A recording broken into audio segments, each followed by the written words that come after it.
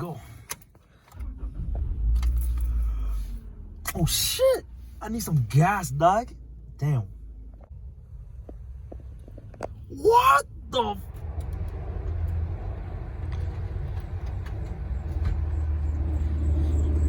Yo, what's up, bro?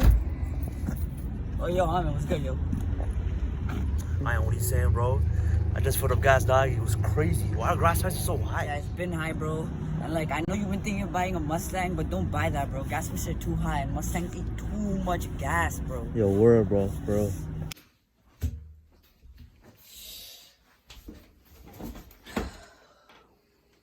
Hello. My name is Mr. Economist. In the previous clip, you'll see a non-economic human being with no knowledge of economics at all ask a question as stupid as, why are gas prices so high? But as a well-renowned and famous economist, I will answer those questions for the people who don't know by using the 1970s and show you people and firms who are responsible for these crises, who are affected by these crises the most, and the horrible government intervention that has been done and probably will be done because they never learn.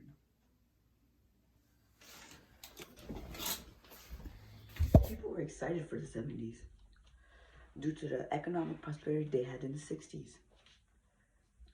With GDP growing by 5% and payrolls going up by 32%. People thought nothing wrong could happen in the 70s and it would just continue. But they were wrong. Very wrong. With two oil shocks leading America to an economic downfall and later on stagflation. But I'm going to stay in the oil shock section. Because Buddy here doesn't know why gas prices are so high. Well, let me start with this. Oil shocks are bad for people and manufacturers. But they're even more bad for Mustang owners. They should have just bought a BMW or something, or a Corolla for that matter. Now, instead of bashing Mustang owners, I'm going to find out who caused this crisis and made many consumers and firms suffer. After some research, the biggest firm I found that was responsible for this crisis was the Arab members of the Organization of Petroleum Exporting Countries. Now, you might be wondering, what the heck is the Organization of Petroleum Exporting Countries? Well, also known as OPEC, is an intergovernmental organization to unify multiple countries that export oil to secure them good prices from countries that need oil imported to them. Now, OPEC was big, very big. At the time, they were in an oligopoly market as other firms at the time were trying to grow, and firms that were already big in the market, OPEC connected them all together and created the organization known as OPEC. You could even say that they're in a monopoly because OPEC covered over 70% of the USA's oil imports and oil altogether. And they were about covering 40% of the world's oil market. Now that we know about OPEC, let's put America into the scene. Oh, America in the 70s. America was known for many things. The bald eagle, football, fireworks. But as economists, we know America for many stupid things they have done. And many stupid moves they have made. Such as making the Ford Mustang. But also, that affected the oil crisis the most was sending Israel $2.3 billion. But why did they send it? Well, let me tell you. 1973, there was the Yom Kippur War between Israel, and countries under OPEC. Well, as we know, America is a heavily capitalist country. So Russia sent countries that are under OPEC that were fighting Israel some weaponry and aid to fight against Israel. But we all know America. They sent Israel $2.3 billion, knowing very well that Israel was fighting countries under the company USA was dependent on. But you know their high egos. USA thought that OPEC was dependent on them. They thought that OPEC needed the revenue. But let me tell you right there, my friend, they were very wrong. They were very wrong. The move America made was just to be petty against communism. Well, OPEC didn't like that. So they put an embargo, an oil embargo, on the USA, which put the USA in shambles and put Mustang owners in triple shambles. That was the first oil shock in the 70s. And who was responsible for it? We could say directly OPEC, but indirectly it was the US government and their poor decision making. Even though they dropped the embargo a year later, the damage was already done, as within a year, due to shortages and even more bad government policies, prices of gas went from $2 per barrel to $12 per barrel.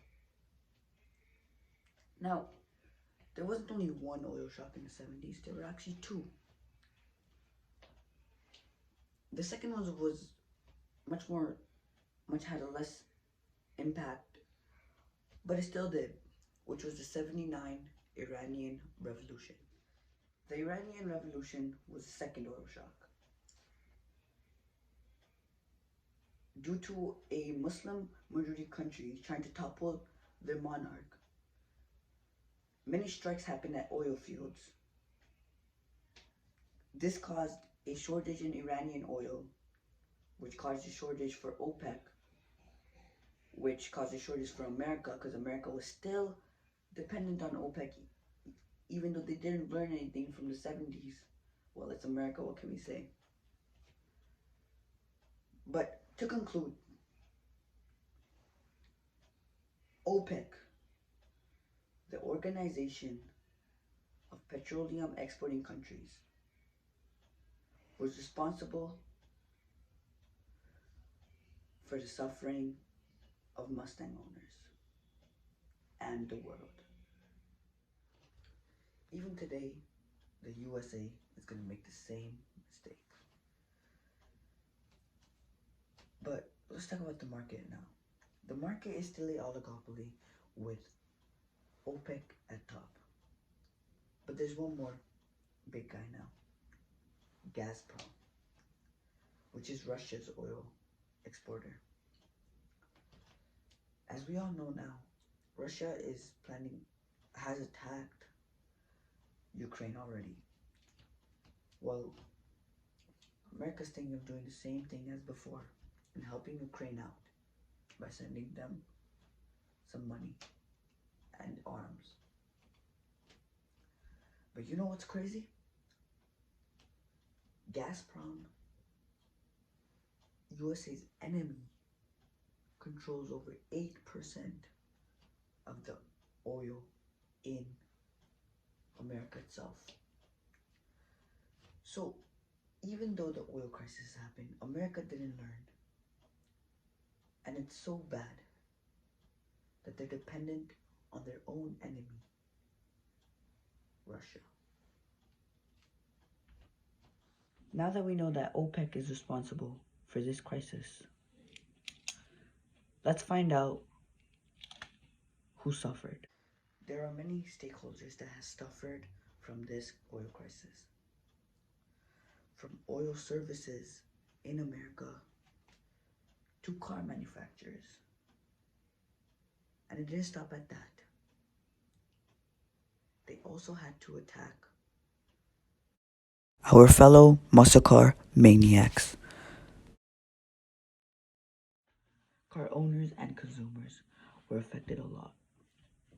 As during the 60s, America had amazing economic prosperity. They weren't expecting two oil crises to ruin the whole market. So they all had big engine and gas consuming cars. So the trend really changed, and everybody wanted to save money and get a more fuel efficient car because gas lines were getting big and supply was getting low. For consumers, gas prices skyrocketed as before the embargo, gas per gallon was 36 cents. After it became 56 cents. Now, you must be thinking, 36 cents is nothing. Well, that's why I'm an economist and you're not. Because 36 cents back in the 70s is worth now $3.06. And 56 cents is worth $4. So, now after doing some calculations, car consumers went from spending $56 per month on gas to spending $80 per month on gas. And the average income salary per household in the 70s was $9,870. So people went from spending 5% of their income towards gas for their car to spending 10% of their income for gas. This caused consumers, as I said, to demand smaller engine cars. Which leads me to my next point, how the car manufacturers were affected. This is simple supply and demand. Demand for smaller engine cars grew, while demand for bigger engine cars shrunk.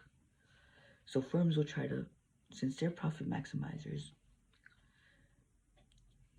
they will try to supply smaller engine cars more and bigger engine cars less. Well, the thing was, it was hard for Ford and Chevrolet because there was already a king for smaller engine cars, the Japanese. Brands like Toyota and Honda were already used to building smaller engine cars, so it was easy for them to cope with the oil crisis. But manufacturers like Ford and Chevrolet, they were struggling because they make big engine cars like the Mustang and the Camaro. Just to make it easier for you guys to understand, the previous year, Chevrolet produced 2.5 million cars. That amount stooped down by 1975 to 800K. Even for Ford, they were producing 720,000 cars less than they did back in 1973. In 1975. Even though they made smaller alternatives to their big engine cars like Mustang and the Camaro. And let me be honest with you. I hate Mustangs, but I hate small engine Mustangs. Such as the Mustangs in the 70s. Ooh, I don't even want to get started on that, so I'm just gonna skip past that right now. Even though firms like Ford and Chevy, the American domestic companies, got affected, the Japanese, this is where they took over. Their smaller and compact cars had a huge increased sales in 1973. to 1975. In 1973, Honda only sold 38,000 Civics in America. By 1975, that number grew to 108K in the year. As America added more fuel consumption standards, imports continued to grow. But these horrors were not over as the Iranian Revolution came by. This caused Chevrolet to hit another decline and collectively sold 820,000 cars less than they sold the previous year in 1978. Japan was already known for the smaller and fuel-efficient cars, though they also had a loss, but it was a very low percentage. Now, because of the previous crisis, consumers played it safe and they were smart. So they obviously stayed with the imports. This is where imports took over. And nowadays you will see America's highest selling cars are Japanese, especially Toyotas and Hondas. But fortunately for you guys, but unfortunately for me, of course, America went back to their good old 60s and made their big engine Mustangs and Camaros again. But there was one more thing that was affected, and that was affected the most: the fuel service companies. Now, you might be asking what fuel service companies are. Don't worry, I'm an economist. I'll explain it to you. These are the companies that, as a consumer, we see every day, such as Esso now, Shell, and Petro-Canada. But back in those days, the biggest two were ExxonMobil and Chevron. Due to the embargo, both had a major hit in their stocks, and their market was really affected. Let's talk about the stocks first. ExxonMobil lost 85% of their stock value after the embargo, and Chevron lost 80% of their stock value after the embargo. Now let me explain why this happened. Alright, gotta really put on your economics hat here. See, since barrels went up to, of course, mentioned many times, from $2 to $12 per barrel, for these companies, marginal cost went up. Not just that, OPEC added a rule, a very annoying rule for them, which was they wanted local subsidiaries to get some of the oil too. Local subsidiaries are like the small gas companies we don't see at all. We just see, it's not really franchise, it's like you just see them in small towns or on long trips. We don't really trust those nowadays because we already have these big companies. At the time, it was the same thing for America, right? It's an oligopoly. But due to this rule that OPEC made for local subsidiaries, it really became a perfectly competitive market, which caused a very bad time for companies like Exxon and Chevron.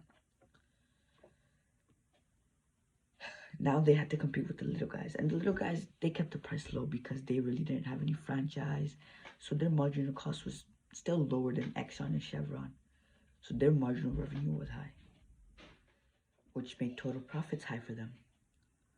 But what about the big guys, Exxon and Chevron?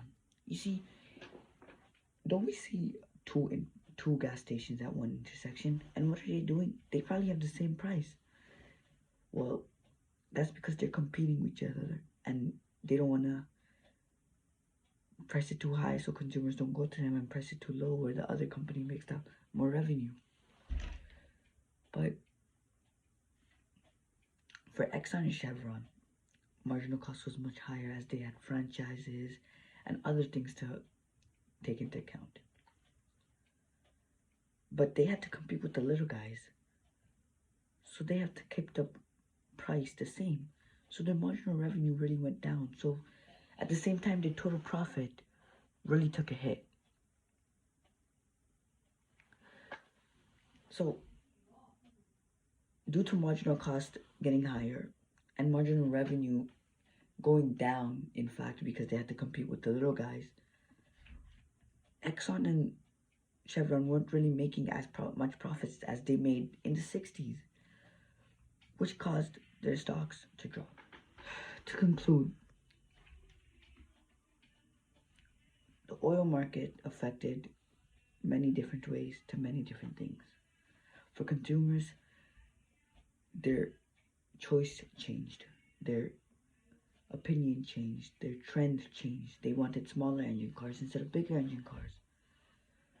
For firms, they had to use different methods to profit maximize, and some couldn't keep up, which changed up the whole market for the future for car markets, as now Japanese are taking over, and you still see Americans, but they're down there now, thank God.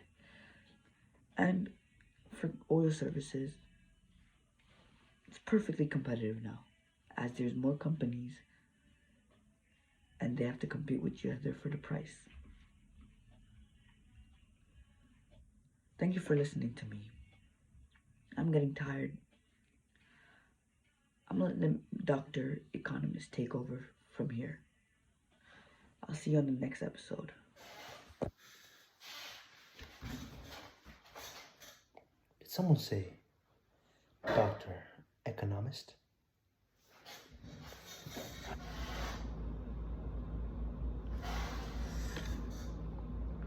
The government intervention during the 70s oil and energy crisis.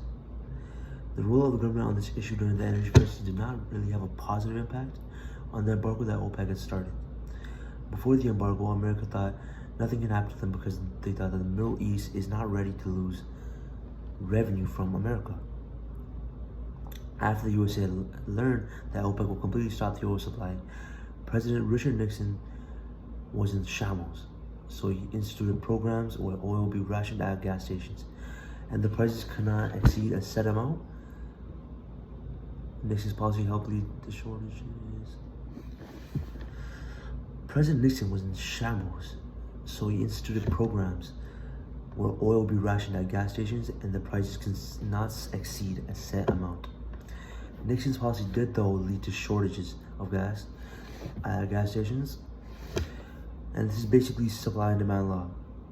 When the government intervened a price ceiling, and price ceilings usually cause shortages.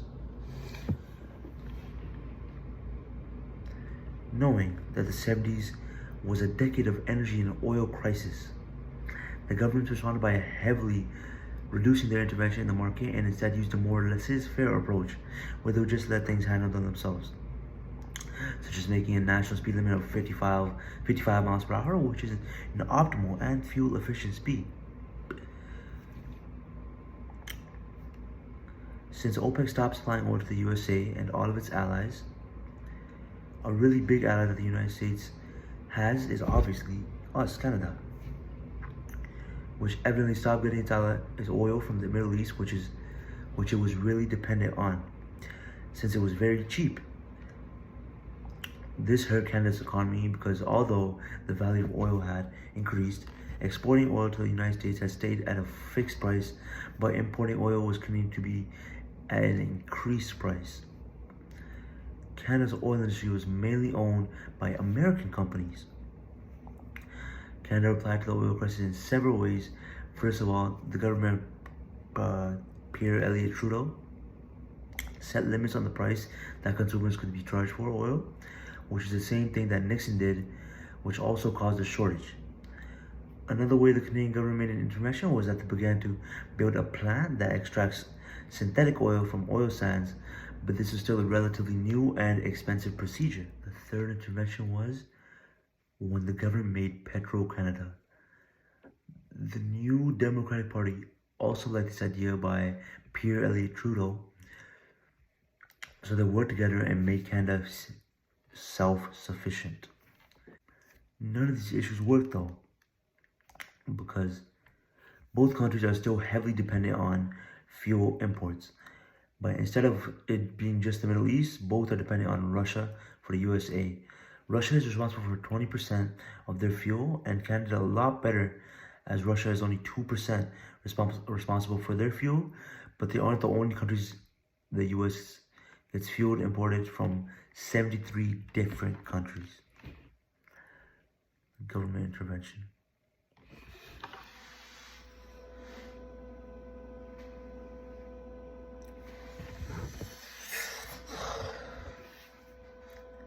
So in conclusion, now we know that OPEC, known as the Arab members of the Organization of Petroleum Exporting Countries, is an organization that brought such a disaster to the United States, Canada, and many other countries around the world. The firms and markets such as CVX, Exxon, Mobil, and Chevron all had a decline in their stocks because simply they were running out of supply. The economic trade-offs during the 70s had a big impact on producers and consumers, car owners, and also house owners. But car manufacturers were affected the most. As you can see, obviously, for a car, back then you need gas. But nowadays you can see Tesla, a lot of electronic mobiles. But back then it was mainly gas, which is why car manufacturers had a really big decline in their stocks, and also had a very negative impact on their company, firms, and the market. Car owners had to sell their large engines. Car owners had to sell their large engines cars to get the smaller engine cars and save money, because gas lines were getting long, the price was getting high, and supply was simply just getting low. Now we can talk about the role of the government. Now we can talk about the role of the government. Now we can talk about the role of the government. As we learned, it was not a very drastic or positive impact change, and was more of the laissez-faire approach of the governments that were affected by the oil crisis had to let the market fix itself. And this did happen, but the damage was already done. The governments tried some ways that helped lessen the impact of the oil crisis, but it ended up in shortages either way. Ladies and gentlemen, this was the 70s energy and oil crisis.